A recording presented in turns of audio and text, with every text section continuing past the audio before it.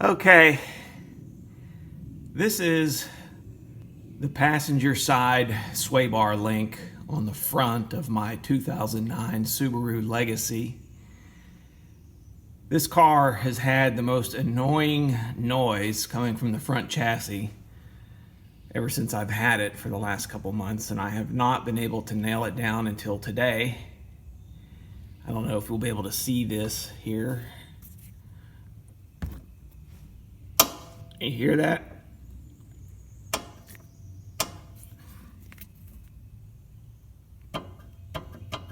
There, you can see it.